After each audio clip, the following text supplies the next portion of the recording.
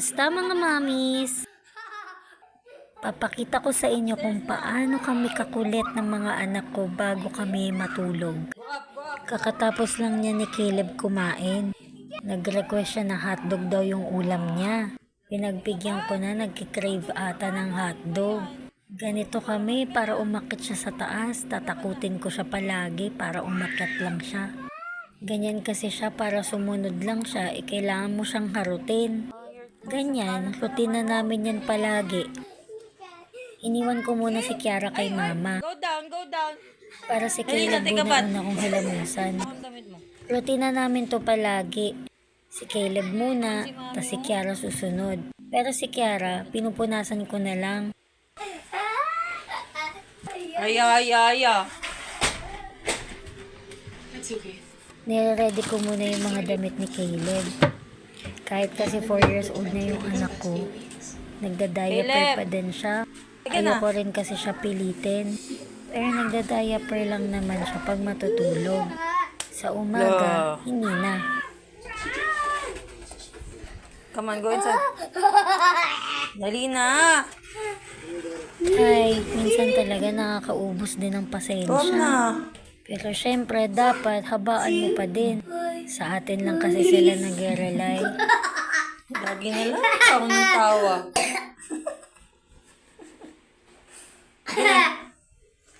Go down. Bubuka na. Buti nga ngayon sumusunod siya eh. Pero minsan talaga, naku, kailangan mo pa siyang habulin pag bibihisan mo siya. Magtatago pa yan sa CR. Tapos doon siya magkukulong.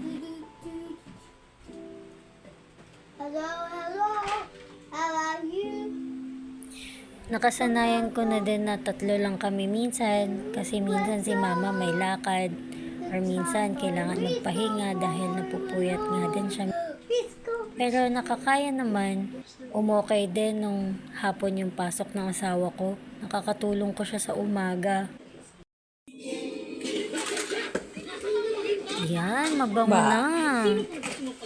Next naman natin is si Kiara naman ang ating bibihisan, pero na kay mama kasi siya, kaya nilala na siya. So ngayon na lang ulit siya nakapunta kay mama kasi linggo din siyang hindi na kapunta kay mama.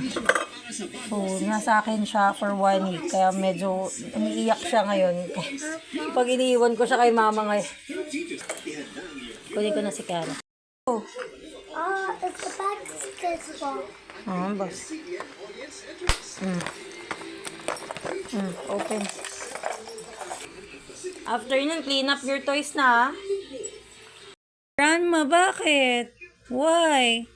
Why are you sad? You're crying? Umiiyak ka na kay mama? Hindi ka nasanay kay mama? Ay! Grabe naman yung iyak mo, may sipon. Naiyak ang grandma. Iyak ka kay grandma. Hinatid ni mama dito sa kwarto. Umiiyak talaga siya. Grabe yung iyak niya. Umiiyak na akala mo may umaaway sa kanya. Oh, umihikbi pa yan. Oh, hinatid. Diyos ko po.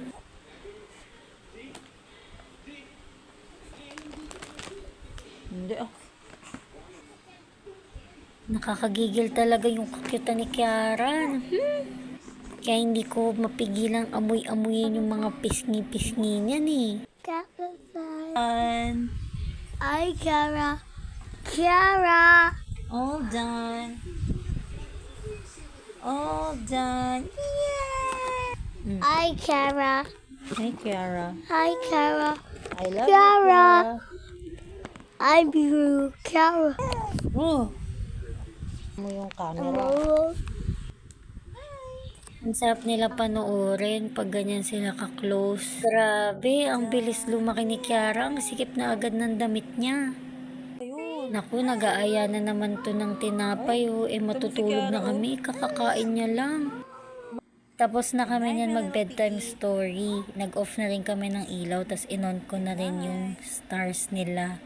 Yan lang. Bye-bye!